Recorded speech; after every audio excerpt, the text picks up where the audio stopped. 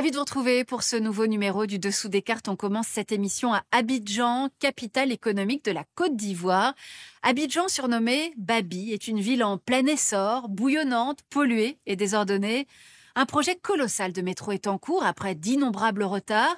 Abidjan compte aussi un port parmi les plus importants du continent, un aéroport, 2 millions de passagers en 2021, le quartier du Plateau qu'on surnomme le Manhattan africain, les plages et les belles maisons de Cocody. La Côte d'Ivoire, ou le pays des éléphants, l'animal est son emblème, serait selon le Prosperity Index le pays qui aurait entre 2011 et 2021 le plus accru sa prospérité dans le monde et selon un autre classement, le pays le plus heureux d'Afrique de l'Ouest.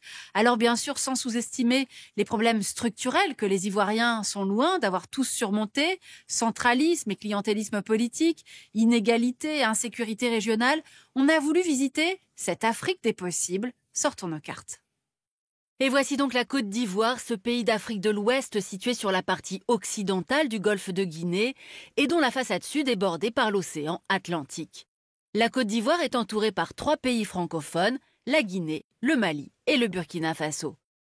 Et sur ses flancs, 2 pays anglophones, le Libéria et le Ghana. D'une superficie de 322 500 km², le territoire ivoirien ressemble à un quadrilatère coupé en 2, avec au nord essentiellement des plateaux et au sud des plaines avec à l'ouest un relief plus montagneux. En termes de climat aussi, la Côte d'Ivoire est divisée en 2. Dans le sud, en dessous de la capitale Yamoussoukro, le climat est équatorial et très humide, là où le nord, lui, présente un climat tropical sec avec des températures globalement plus élevées. Conséquence, le sud est le territoire de la forêt, même si sa surface a fortement diminué. La forêt primaire a même pratiquement disparu, en dehors de parcs nationaux comme celui du Taï ou du Banco, en plein cœur d'Abidjan. Le nord abrite quant à lui un paysage de savane, avec de grands espaces d'herbage et d'arbres clairsemés. Dans cette moitié nord du pays, on trouve principalement des champs de céréales, comme le mil, le millet ou le sorgho, mais aussi de mangue ou encore de coton. Ces 20 dernières années, ce sont les vergers de noix de cajou qui se sont développés, puisque la Côte d'Ivoire en est aujourd'hui le premier producteur mondial. Dans la moitié sud, 2 grandes cultures d'exportation prédominent, avec le café et surtout le cacao. La Côte d'Ivoire est ainsi le premier producteur mondial de fèves de cacao, puisqu'elle représente à elle seule 45% de la production mondiale. Et à elle seule, cette matière première compte pour 15% du PIB national. S'ajoutent à ces grandes cultures intensives d'autres cultures comme la banane, l'ananas ou encore l'huile de palme. La Côte d'Ivoire bénéficie également d'un sous-sol riche, avec quelques mines d'or, des mines de fer, un peu de bauxite, des diamants, du manganèse ou encore du nickel, mais aussi depuis les années 80, du pétrole.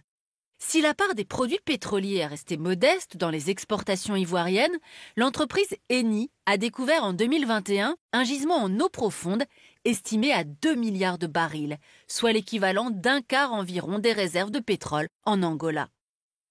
La Côte d'Ivoire est aussi un pays à la géographie humaine complexe. La langue officielle de ses 22 millions d'habitants est le français, mais elle compte plus de 63 ethnies réparties dans 4 groupes linguistiques régionaux. Les Akanes, les Gours, les Mandés et enfin les Krous. La République de Côte d'Ivoire, enfin, est un pays multiconfessionnel, avec 42% de musulmans, 34% de chrétiens et une proportion non négligeable d'animistes. Mais cette structure de la société ivoirienne, elle a beaucoup évolué depuis le 19e siècle et c'est ce qu'on va voir maintenant. 1902, la Côte d'Ivoire est intégrée à l'Afrique occidentale française. C'est le début d'un développement fondé sur l'exploitation du café, de la forêt, du coton et surtout du cacao, une économie qui va faire appel à une main-d'œuvre en provenance de toute la région. 1960, la Côte d'Ivoire devient indépendante. Mais cette politique d'ouverture à l'immigration se poursuit avec le président Félix Houphouët-Boigny, qui a été député et plusieurs fois ministre de la République française, mais surtout qui a lui-même été planteur de café et de cacao. En 1983, ce dernier fait même de son village natal, Yamoussoukro, la nouvelle capitale administrative du pays. À sa mort en 1993, il laisse un pays fragilisé par des années de pouvoir personnel, mais aussi par la chute des cours de matières premières et les plans d'ajustement structurel du FMI et de la Banque mondiale. 1995, Henri Konan Bédier, qui bénéficie du soutien de la France, est élu. Mais pour écarter ses adversaires, il met en œuvre une doctrine xénophobe dite de l'ivoirité. Une politique qui va nourrir le mécontentement d'une partie de la population dans un pays où, on l'a vu, les étrangers et descendants d'étrangers sont nombreux. Résultat, la Côte d'Ivoire plonge progressivement dans la guerre civile.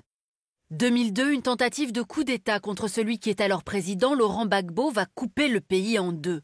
La rébellion, soutenue par le Burkina Faso, contrôle le nord et le camp présidentiel, le sud.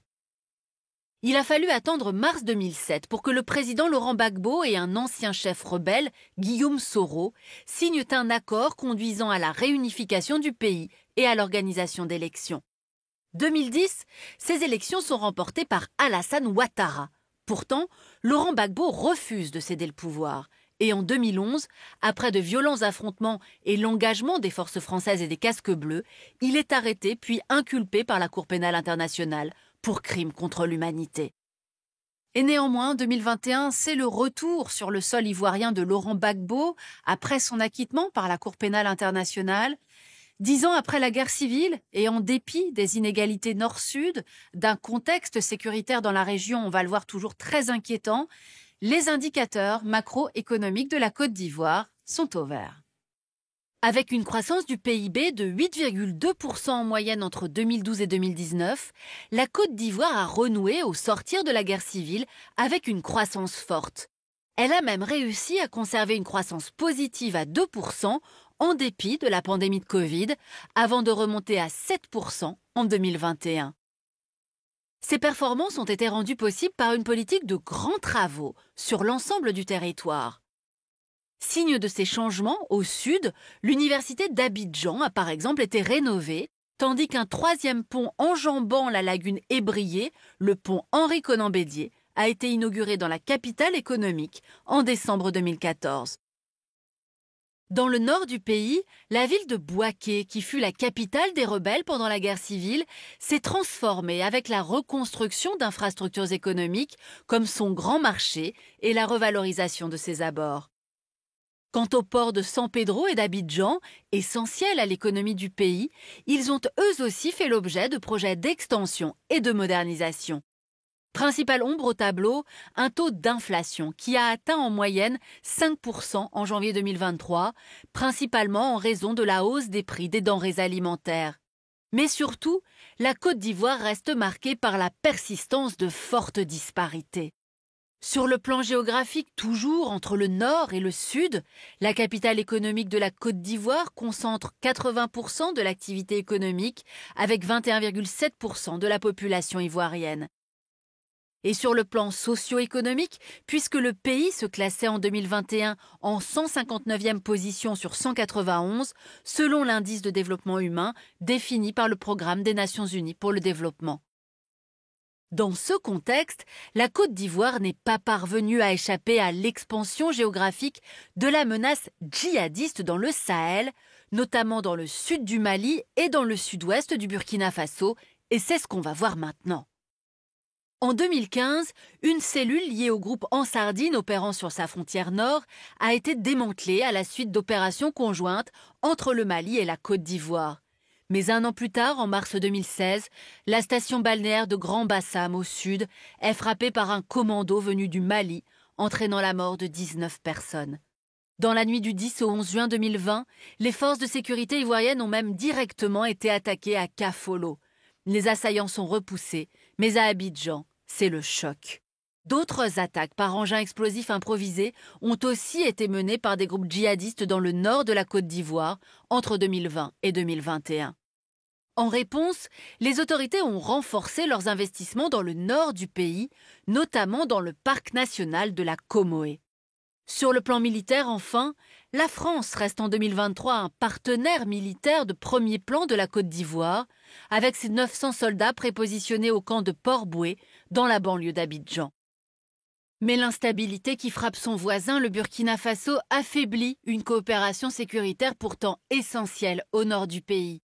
En 2020, les armées ivoiriennes et burkinabées ont certes mené conjointement l'opération Comoé afin de démanteler des bases terroristes tentant de s'implanter dans la zone frontalière entre les deux États.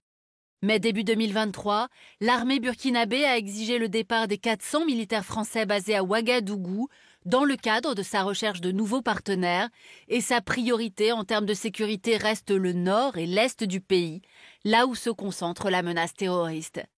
Quant au Mali, l'arrestation en juillet 2022 de 49 soldats ivoiriens de la MINUSMA, la mission des Nations Unies au Mali, à l'aéroport de Bamako par les autorités maliennes, a confirmé la persistance de relations dégradées.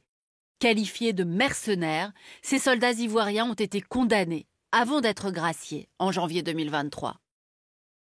Voilà pour ce voyage en Côte d'Ivoire, l'Afrique des possibles en dépit de problèmes persistants, centralisme et clientélisme politique, coupure nord-sud, fortes inégalités, contexte sécuritaire, on l'a vu, de la région. La Côte d'Ivoire, courtisée par différentes influences, notamment russes, ainsi des dessins animés identifiés comme provenant de la galaxie Prigogine, le patron de la milice Wagner, ont mis en scène des armées africaines triomphantes face à l'envahisseur français grâce à des soldats Wagner, pays cités dans le dessin animé, le Mali, le Burkina et la Côte d'Ivoire.